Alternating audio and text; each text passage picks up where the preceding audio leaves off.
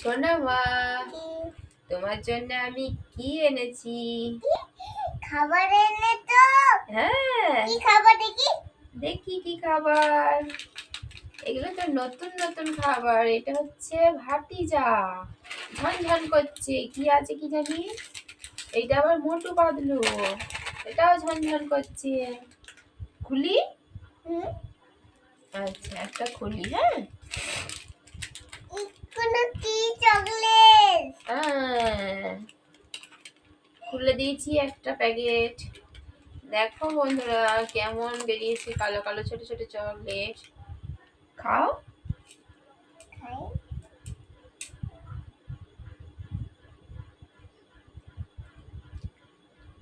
কেমন tasty. Tasty? আমি তোমরা খাবে?